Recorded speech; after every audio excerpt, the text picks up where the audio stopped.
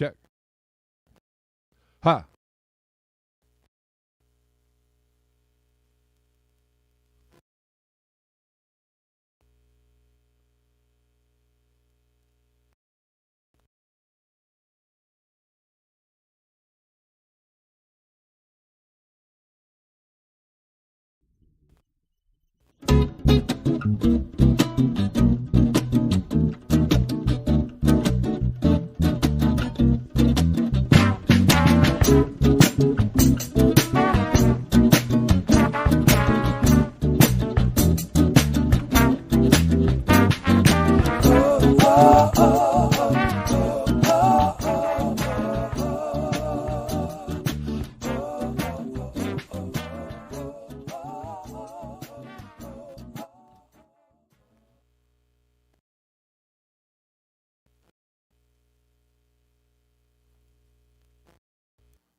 All right. Greetings. Welcome back to Black Bear News, where everything is connected. How y'all doing? Sorry, let me straighten this out. And good to see y'all. Thanks for hanging out with me today and every day. Audio now heard. Okay. You guys hear everything okay? Sorry if it's sorry if it's a little weird on the audio. You know, it seems to start out sometimes a little rocky. But we, we get it going somehow or the other. What's up, Rockfin people? People of Rockfin, how you doing? We're live on Rockfin. We're live on YouTube. We're live on Callin. Welcome and greetings. Audio is all good. Great. Oh, real quick before I get into the show, just want to let you know I'm doing a little music presentation tonight at 7 p.m. Pacific Daylight Time on my music YouTube page, which is not Red Llama Music, it's Kevin Sandbloom. So if you go to YouTube and search Kevin Sandbloom, you'll find my page. And music is now just, I don't know what, it's kind of a ghost ghost YouTube page for the moment. Yeah, you can go to Kevin Sandbloom. Also Instagram. In fact, I would actually go to Instagram first, but do what you want. So YouTube and Instagram at Kevin Sandbloom, both are at Kevin Sandbloom, and I'm going to play a couple songs. And I will most likely be 7 p.m. sharp, so it's not the same as this show. If you show up 5 or 10 minutes late, you might miss the whole thing. Okay, all right.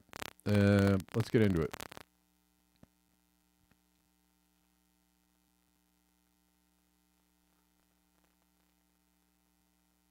Some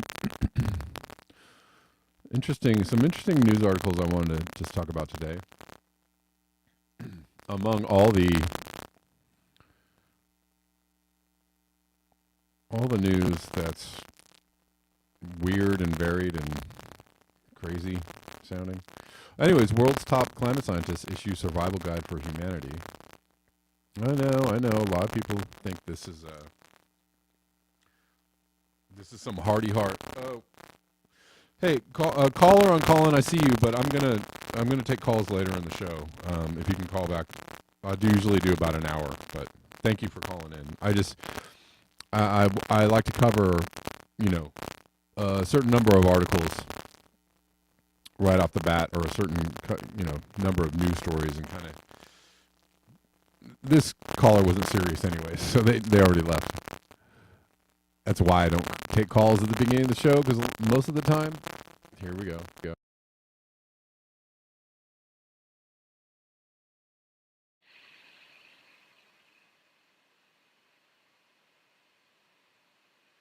All right, check. Yeah, we're good. I think we're back. Thanks for letting me know, guys.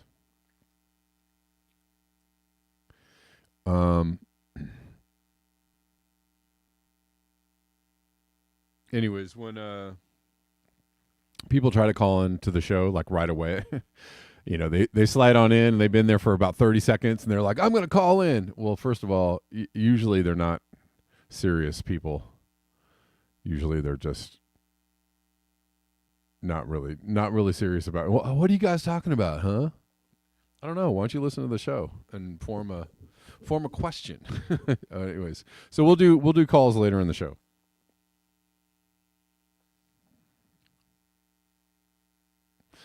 I know people like to think that global warming is a hardy har, and the UN's talking about it. That means it's totally fake. I don't know. You might want to dissect the things that you're thinking about, forming opinions on, and not create like a siloed monolith out of all the things that you think or believe. Here's another perspective on the UN or IPCC or people in charge giving you information about climate change. Another perspective is the people that care about climate change and the damage we're doing to the planet don't think that they're even in the ballpark of being realistic about what's going on, right? People that care about the planet, care about ecological damage, and care about climate change and want to, halt it or stop it or, maybe even fix it, are like, whatever it is we got to do has got to be incredibly radical. And you guys are talking about, incremental, little baby steps towards a solution 30 years from now, and it'll all be too late. Right? That's consider that the people that actually care about the climate, that's where they're at. Consider that. Consider that they are not in a cult. They are actually questioning the official narrative on climate change based on the understanding of the severity of climate change and the desire to see something more radical done about the damage to the planet. Just to give you some context.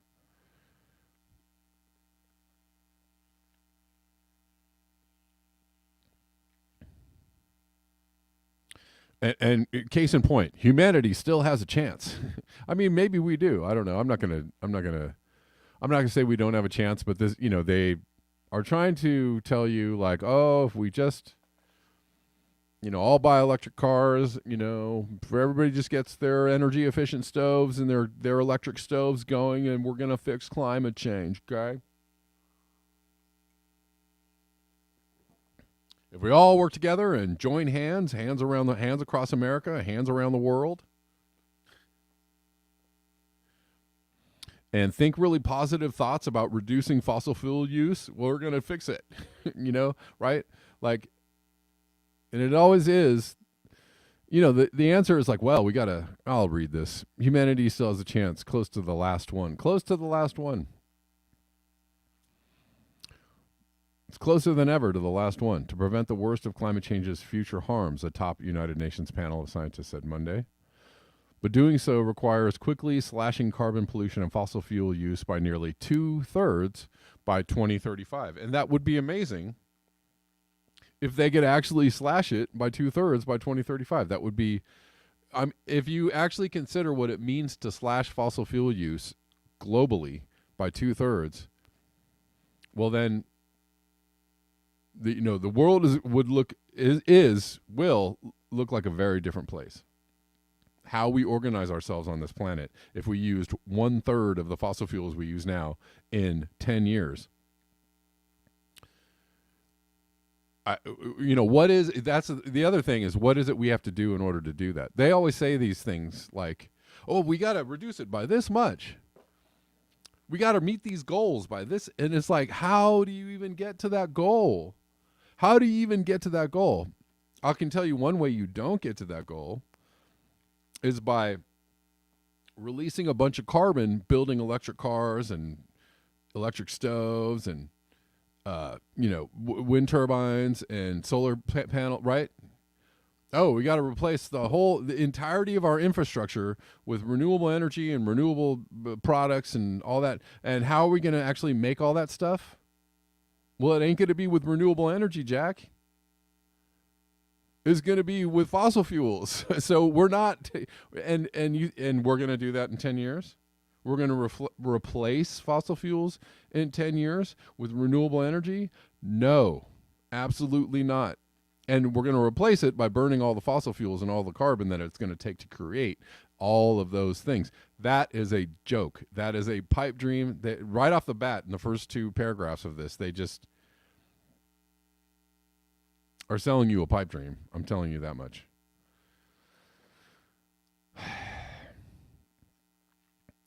So, I mean, they're correct. They're correct in the broad assessment. They're correct in the broad assessment that, like, oh, man, we got to do something major. But they are not telling you the truth about what that actually means to people. What that actually means to how we organize ourselves on the planet. They're not telling you that. Doing so quickly requires slashing carbon pollution and fossil fuel by nearly 2/3 by 2035. The IPCC said, the United Nations chief said it more bluntly, calling for an end to new fossil fuel exploration in rich countries quitting coal, oil, and gas by 2040. Oh, okay. I thought we only had 10 years in 2018. I thought we only had 10 years. Oh, also, D-Truth, blowing up Nord Stream pipelines won't help either. D-Truth says train derailments and chemical spills won't help. But, oh, you did say blowing up gas pipelines. Blowing up gas pipelines won't help too. Sorry, didn't see that one. Yeah, getting into a major world conflict. I'm sure that's going to help climate change. Absolutely unilaterally rejecting any ceasefires in Ukraine because we absolutely need this war to continue. That's totally a climate change on the climate change, fixing agenda right there. Totally.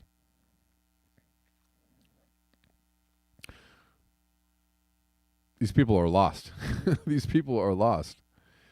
Humanity's on thin ice, and that ice is melting fast. Well, I mean, that's true. It's a catchy line there. General Antonio Guterres says, Secretary General. Our world needs climate action on all fronts, everything, everywhere, all at once. Ha, ha, ha. Also, quoting an actual movie title, that's very cute.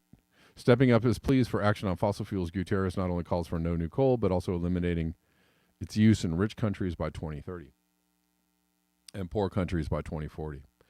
I mean, come on, man. Come on, man. China and India are building new coal-powered power stations. Sorry.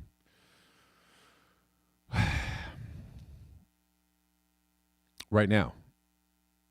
They're doing it right now. So how are you going to stop them from doing that? How are you going to stop them from doing that?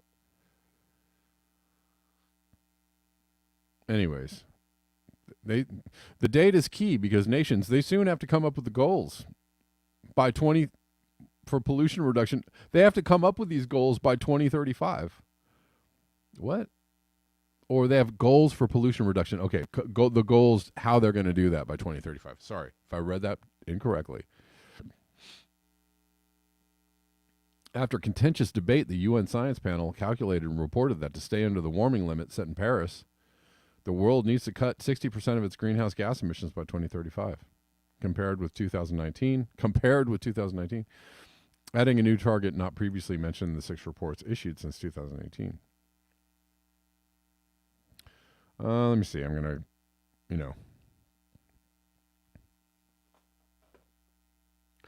let's see. We're about to breach 1.5. They're saying we're still at 1.1. It's been at 1.1 for the last 5 years? We're still there. How long are we going to stay at 1.1 until 2035? And then suddenly it's going to be like, oh no, we're at 2.5.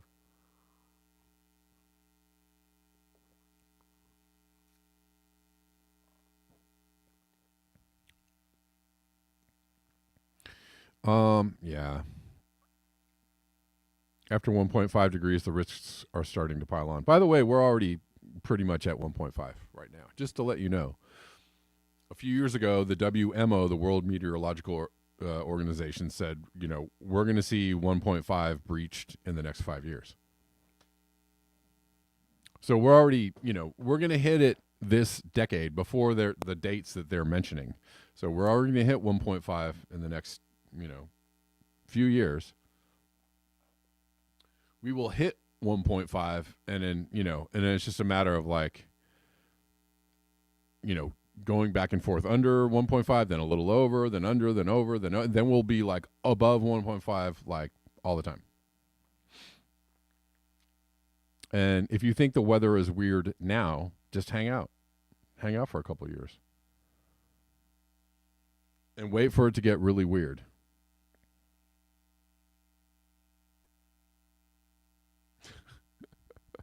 Sorry. The window is closing, blah, blah, blah. We are pretty much locked into 1.5. That's true. There's very little way we'll be able to avoid cross. I mean, I don't know how you. He says it's going to happen in the 2030s. And the WMO already said it's going to happen in the 2020s. So which one's correct? But by the way, we're not avoiding it. You know, we're not. Nothing is going. You know, nothing is keeping us from right because climate change is a progressing situation. Right, it's an escalating situation, and there's absolutely nothing going on that's pushing it in the other direction. Not to the degree that we could possibly. And even if we did all those things, we'll still be at 1.5, right? We're still going to hit it. We're still going to hit that. So just, you know, you really got to be aware of what's going on and adapt or, you know, whatever it is you got to do to understand that this is, you know, Guterres has insisted the 1.5 degree limit is achievable. Just I insist. So scientifically, as a scientist, he's not a scientist. I insist that no, you don't insist. You don't, that doesn't work that way. Science doesn't work that way. Climate change doesn't work the way that I just insist that we can achieve this goal. No. All the insisting in the world is not going to keep us from hitting 1.5. I'm sorry. You know, blah, blah, blah. This is meant to be a hopeful, you know, we're filled with hope that we can do this. We're not trying to doom anybody out. We're not trying to make anybody scared or angry or afraid. No.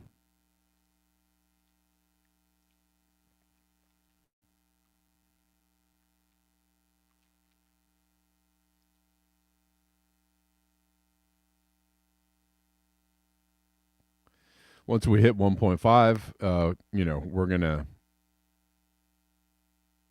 hit 2, you know, because then feedback loops will kick in. Because the report is based on data from a few years ago, the calculations about fossil fuel projects already in the pipeline do not include the increase in coal and natural gas use after Russia's invasion of Ukraine, said report co-author Deepak Dasgupta. And the report comes a week after the Biden administration in the United States approved the huge Willow oil drilling project in Alaska and blew up the Nord Stream pipeline. So there's that. So without all those factors in there,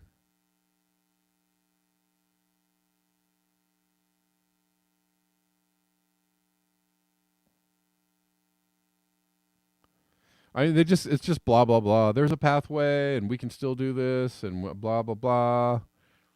And we hope it goes well. We're just letting you know. You know, we're letting you know kind of about how bad it is, but, you know, just I insist it's still doable. I mean, these people are way, way, way out to lunch.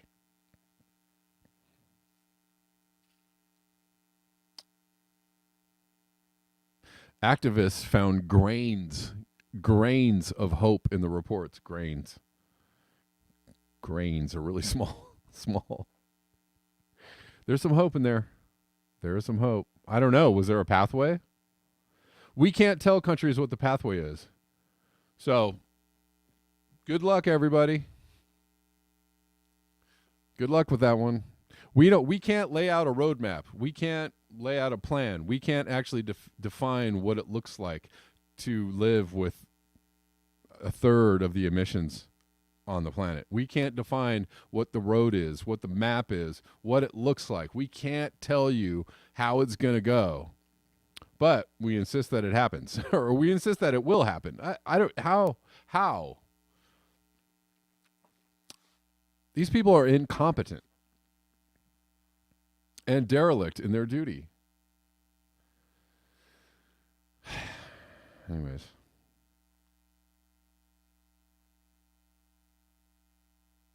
So there's that. Oh, you know, and this is kind of what it's looking like. Here's a glacier in Chile breaking off, calving. The ice sheet of the Gray Glacier declining due to increasing temperatures, changes in rainfall. But all the glaciers are declining, right? There's no snow in the Alps. There's glaciers declining. Arctic sea ice declining. Antarctic sea ice declining.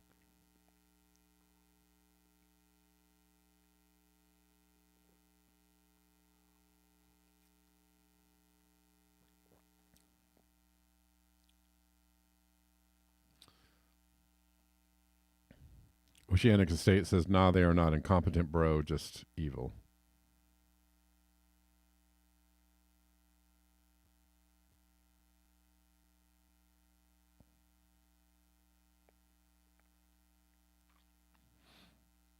Just, watching it in action, that's all.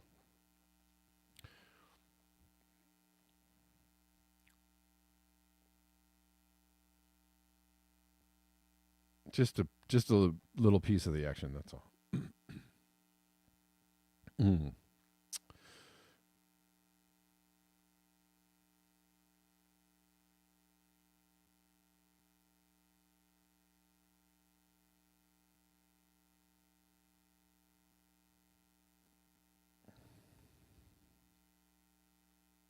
What's up, Rockfinders? How you doing?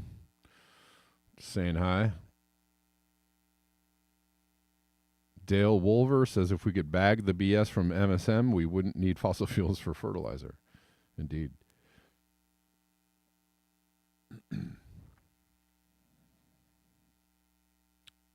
Again, some people think that they're overplaying the hand of climate change.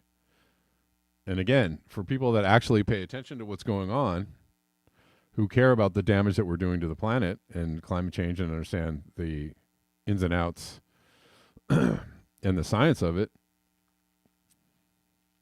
they're not saying enough about it. They're not telling you enough. They're not actually defining the problem as it is. This is just kind of like what I'm doing.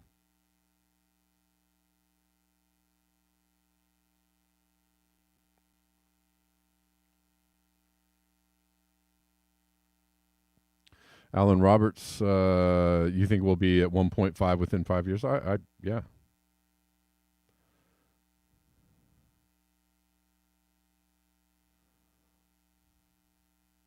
Thanks, Gene. Remember to give the stream a thumbs up.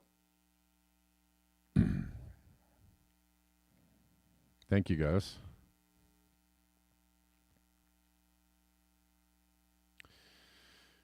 Yeah. Could be a little depressing. Here's another, yet another image video from this a million fish died in Australia. We saw this yesterday, though.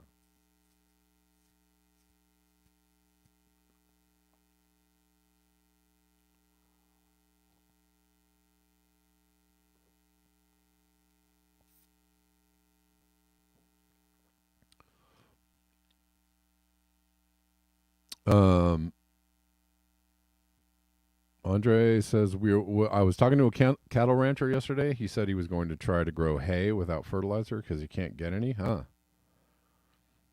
No fertilizer, huh?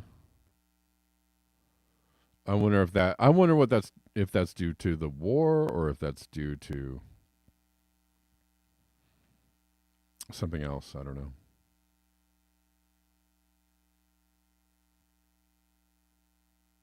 I mean, if you remember the great pandemic of 2020, we actually reduced fossil fuel use by what was it? I don't know, 6% or 7%. We didn't even stop everything, but only 6%. Right? We shut down, a lot of activity, human activity, and only got 6% out of it. So multiply that by the next 10 years. we'd have to do something on that level. That's just a quick and dirty math for you. Global lockdown, and I'm sure there's a lot of people out there saying that's their plan. They're going to lock you down for climate change. Maybe. I mean, instead of seeing it as like a big, ugly plan, which they're actually not, they know that they actually can't tell you the reality of what's going on, but they know that the reality of it exists. They know the severity of it as it is, as it stands. And maybe there are some powerful people out there that are like, well, we could do plan C, I don't know. Maybe that is their plan. I don't know. I'm just saying. I'm not even saying like, yay for lockdowns or not. I'm just giving you a quick and dirty math exercise, right? The whole world got locked down from COVID, and we only got 6 or 7% out of it. Times 10 would equal what? Almost the 2/3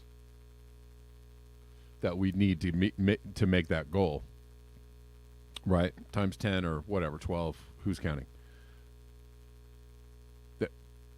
Let's go with times 12. Okay, but then you'd have to do something. You'd have to limit human activity by that measure. Well, are humans going to want to do that? Well, if you're not telling them the truth, then they're not going to want to. They're going to think it's a bunch of BS, and they're going to be like, "Why would we do this?" And the powers that be are not telling them that, like, "Hey, yeah, this is super bad," but. So they're not going to want it. Nobody's going to want to do this until we have a really bad day. It's 135 degrees in Oklahoma City or something someday, or Dallas, or maybe it's 130 degrees for a couple days in a row in Memphis or somewhere. I don't know. And people go, oh, dang, that global warming is real. Right? Wow. Holy shnikes. That's some real global warming. Yeah, by then it's going to be a little too late.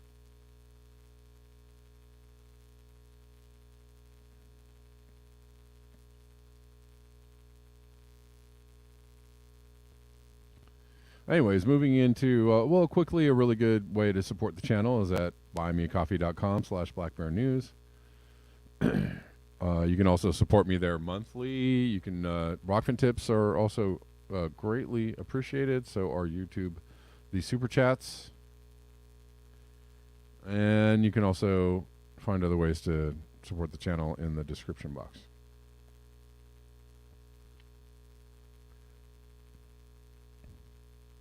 I mean, the thing is that Andre says, I'm expecting to see 105, 110 in Northeast Montana by September.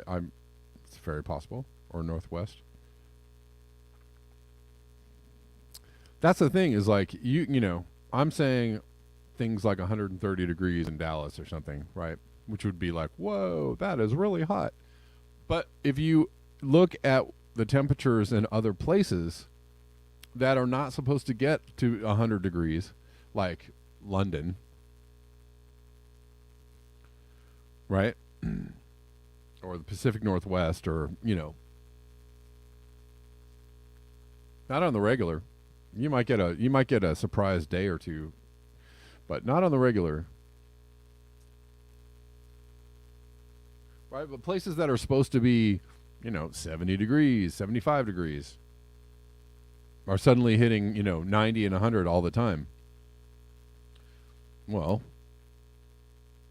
that's kind of the equivalent of, say, a place that's, could get to 100 degrees suddenly seeing 120 or 130.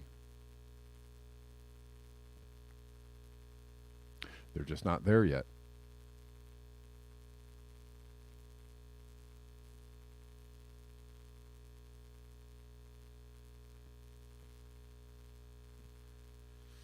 All right. Other things are going on in the world, like economic anxiety. Amazon cuts 9,000 more jobs. I guess that means that people aren't buying stuff like they used to. I mean, inflation and economic meltdown will certainly induce people to not want to buy as much stuff. And then conversely, right? Amazon was doing great, during the pandemic. They were putting up the numbers, right? Making billions of dollars in profit, putting up the numbers. But now, in 2023, 27,000 total job cuts, 9,000 more announced. Second largest round of layoffs in the company's history, adding to the 18,000 employees the tech giant said it would lay off in January. The company's workforce doubled during the pandemic in a hiring surge seen across almost the entire sector. The tech sector. Tech companies have announced tens of thousands of job cuts this year. See Meta.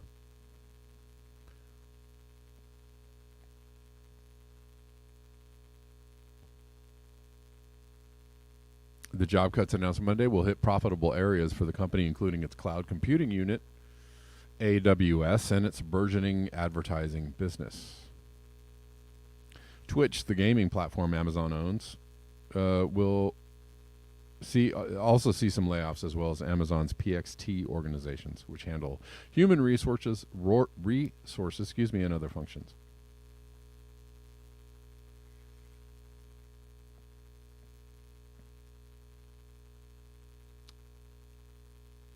Amid growing anxiety over the potential for a recession, Amazon in the past few months shut down a subsidiary that's been selling fabrics for nearly 30 years and shuttered its hybrid virtual in-home care service.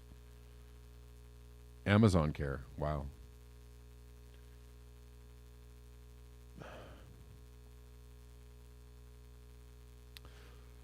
I love the words they use. The company has chosen to be more streamlined. We don't call it job cuts or cutting back. We call it streamlining. Sounds good. Sounds great. People of Rockfin, you all with me? You here? Everybody logging up the stream on Rockfin?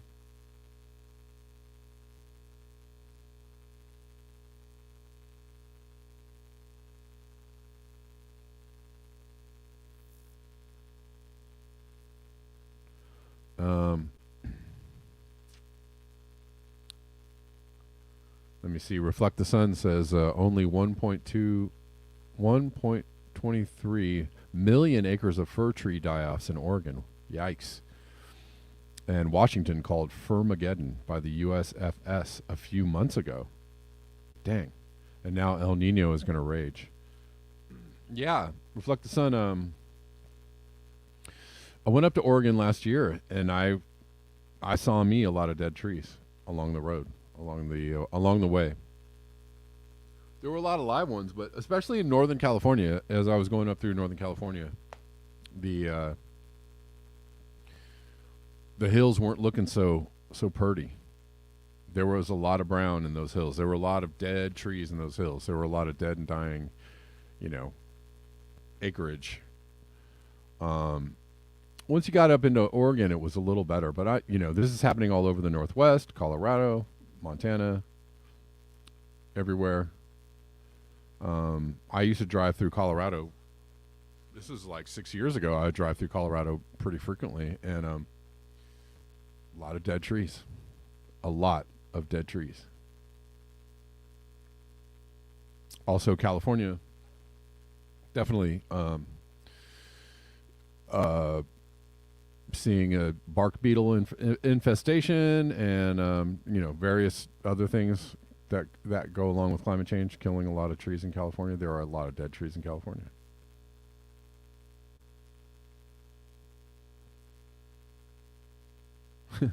Yeah, Oceanic State. By the time Bitcoin is $1 million, one loaf of bread will cost 10 grand.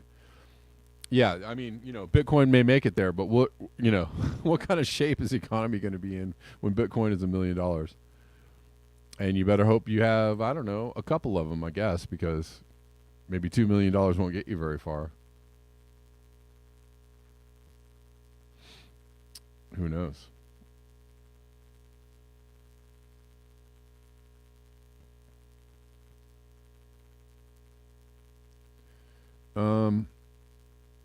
What else is going on? The UBS has taken over. So first it was, it was another company that loaned Credit Suisse some money. I can't remember the name. It wasn't UBS. It was another company. But UBS says they're going to take it over, and the shares of both banks plunged. They're like, everybody's like, I'm out of here. This does not look good.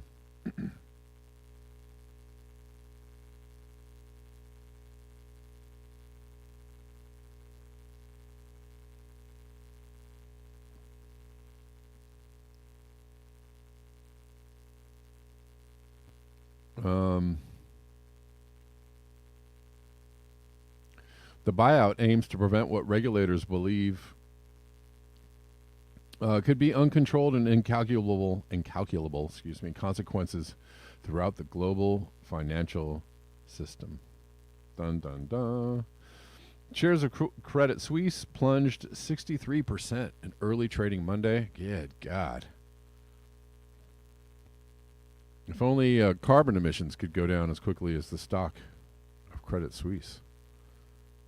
After the announcement that banking giant UBS would buy its troubled rival for almost $3.25 billion in a deal orchestrated by regulators to stave off further market-shaking turmoil. In the global banking system, UBS shares were down 14% in early trading on the Swiss stock exchange. Swiss authorities, Swish, urged UBS to take over its smaller rival after a plan for Credit Suisse to borrow up to 50 billion francs failed to reassure investors and the bank's customers.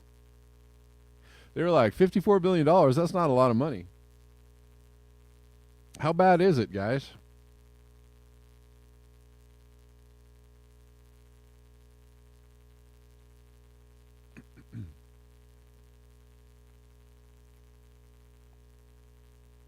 Credit Suisse is among 30 financial institutions known as globally systemically important banks, GSIBs, and authorities worried about the fallout if it were to fail.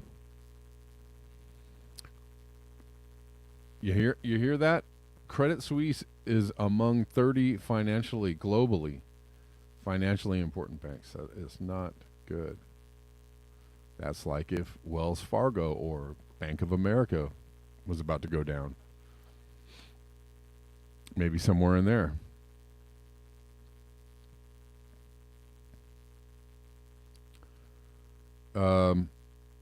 Markets remain jittery despite the best efforts of regulators to restore calm. Global stock markets sank Monday, with Hong Kong's main index sliding more than 3%. Credit Suisse chairman Axel Lehman called the sale to UBS a clear turning point. Okay.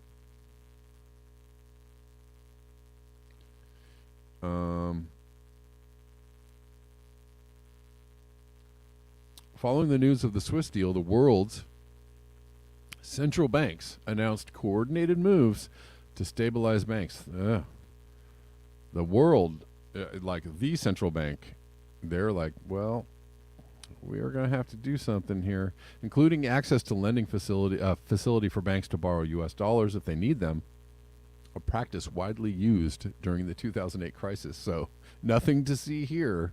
Everything's going to be fine. 3 months after Lehman Brothers collapsed in September of 2008, such swap lines had been tapped for $580 billion. That's over $500 billion. Swap lines also were rolled out during market turmoil in the early stages of the COVID-19 pandemic.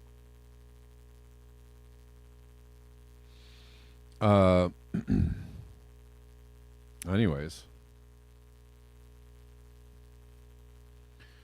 UBS officials said they plan to sell off parts of Credit Suisse or reduce the bank's size.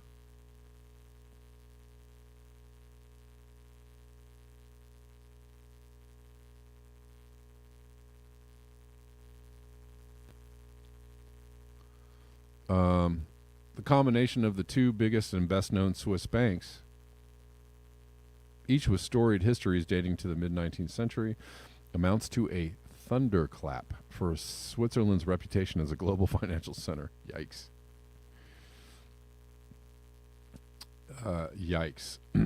The Swiss government is providing more than 100 billion francs to support the takeover. Here's 100 billion, guys. Whenever you can get that back, you're good. We're good. Oh, Tor, thank you for the super chat. I appreciate you. You think Bank of America is about to go down, Max? Bank of America doesn't look good, and they haven't looked good for a while. You know that they've been closing a lot of stores.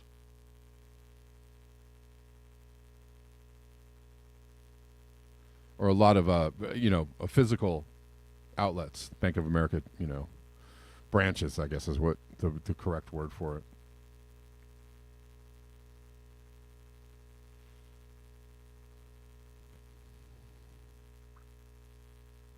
So, I don't know. We'll see. All right. It's not usually something that happens in a couple of days. It usually takes, these kind of things kind of tend to roll out over the course of a year. So, we'll see where we are in October.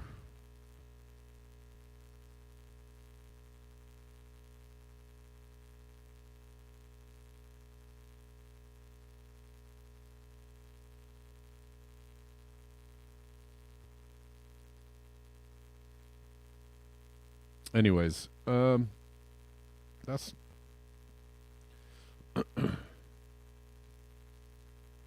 not good. Nadia says the USA has been pushing the Swiss to play with USA sanctions, and that's what triggered the run on Credit Suisse. Huh. All right. Creative experiments you don't have until October? I don't know. I don't know. You might be right. October, or I'm just saying we'll see where we are in October. It'll either be kaput or something. Yes, Gene, I agree with you. Let's send money to all the school children and all get free breakfasts and lunches instead of bank ballots. Now that sounds like some common sense to me.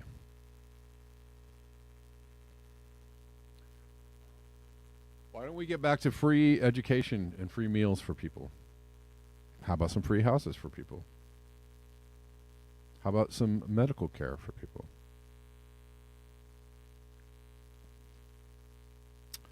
And lastly, I'm going to take your call in a second, William. Let's watch this maniac talking about a ceasefire. This isn't a proxy war. The United States isn't, we're supporting Ukraine, but apparently it was up to Ukraine to decide whether they were going to have a ceasefire or not. But now they're saying there's a meeting between Putin and Xi Jinping. They are discussing maybe the terms of a ceasefire. This has been talked about just in the last couple of days.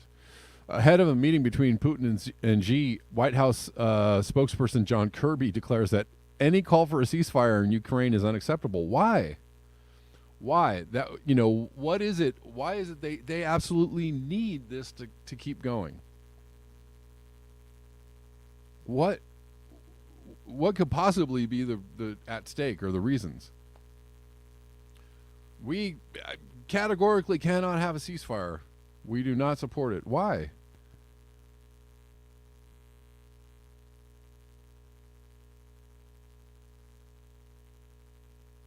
Let's play this.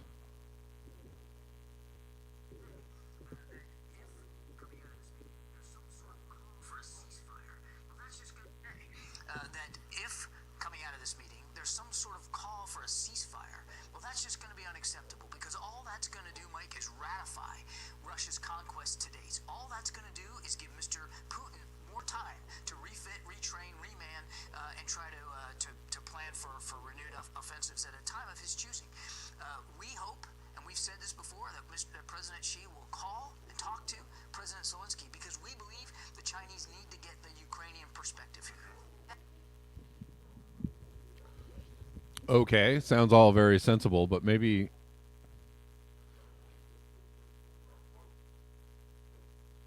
what if Zelensky actually wants to do this? The neocons want Russia's high Arctic territory. I actually think they right, but that's not going to happen.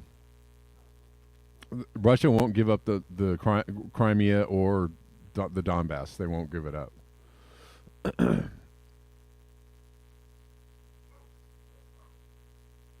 And maybe the U.S. really does think that they can get regime change in Russia. Maybe.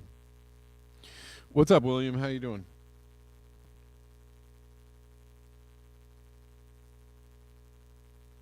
Hey, Kev, can you hear me okay? Yes. I was just navigating around, trying to find some articles that corroborate this is like a controlled demolition of the smaller banking. When I say smaller, fairly large, but not the largest banking institutions, in my opinion, to usher in, central bank digital currency. You need your money with the largest, most secure banks, JP Morgan, you know what I mean? Goldman Sachs. Look at these individual banks. You could lose your money. It's all propaganda. First of all, that vast majority of depositors do not have over $250,000. Think about it. You know what I mean? If you do have those people who have businesses and have to conduct business, but they're going to be taken care of. I mean, this is a lot of propaganda, in my opinion. You know what I mean? In other words, they'll be bailed out. They'll be taken care of. They're not going to lose anything. Sure. No, I mean, I don't doubt that what you're saying, is true or has truth in it. And we know that most banking collapses and or economic downturns or collapses a lot of them are pretty well engineered, right? Yep.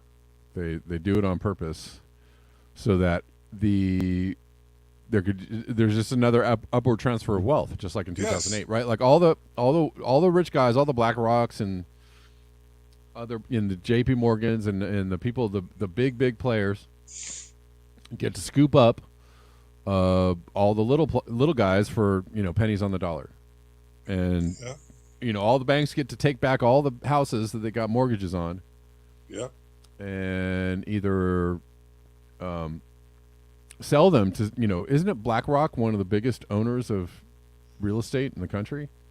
From what I understand, there's another caveat. They get to buy those up with guarantees that if the loans default, they're not held, they don't take a loss. The federal government even bails them out for those loans. Right. Do you follow me? Right. So you take over, for example, one thing that did happen was, let's see, IndyMac went belly up. One West bought it out. That was Steve Mnuchin, the foreclosure king.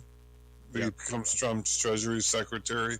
Meanwhile, he was automatic foreclosing illegally on thousands of properties, as it turned out. Kamala Harris wouldn't go after him because she's corporate captured, like both sides. And I'm just right. Yeah. And she got elevated to vice president for doing that good work right there. Right. Exactly. It's all she's a team player. Cartels. Right. Yeah. It's been that way since the Revolutionary War. Mm-hmm. You know what I mean? Mm-hmm. You know what I'm talking about. Yep. The First and Second Bank of America, the Federal Reserve. It's all the Western European banking cartels. It sounds like that's what they're trying to push. It does. Oh, yeah. The CBDCs sounds like they're trying to. They'll roll those out. Something, even more stuff will go on with crypto so that they can say, well, we have the safe crypto for you. Right, exactly. They'll undermine all the stable coins out there. Yep. And we'll see what's left standing, as far as cryptocurrencies go. Yeah. at the end of the year. I don't know. I mean, I do like BNB. I do like Binance, but they could find a way to undermine Binance. Bitcoin. Bitcoin might still be. There might be a handful of cryptos that people have faith in at the end of the year. Who knows? Well, it's interesting. You look at any level of this banking, uh, what I call a bunch of mafias, because who goes to prison, Kev? Think about it. All the mobsters from the 2008 crash, how many of them went to prison? Think about it. How about when J.P. Morgan gets fined $1 billion for manipulating the Right. gold and silver? And does anybody go to prison? Any of these mobsters go to prison? Well, and if you remember, Bernie Madoff Right. He was funneled a lot of his Ponzi scheme money through J.P. Morgan Chase. Yep. They had a lot of his holdings, but they didn't go. Oh, they didn't. They just were like, oh, we didn't know anything about it. And the regulators were like, okay, we believe you. Yeah. Absolute bullshit. Absolute bullshit. Anyways, Trump, Deutsche Bank, and Rothschild Bank, and the Vatican, and Rothschild Bank. I mean, come on, this is unbelievable. We're ruled by a bunch of white-collar criminals. That's all there is to it. Yeah. It's ridiculous, man. Yeah. Right? Yeah. Well, hey, William, I got to wrap it up. Thanks for calling in. I appreciate you. Yeah. Yeah. Always good talking to you. All right, man. Have a good one. Bye. Peace. All right, guys. That does it for me. And again, doing a little music tonight on Instagram, YouTube at Kevin Samplum. So if you guys want to tune in at 7 p.m. Pacific Daylight Time, we'll see you then. All right. Peace out, y'all.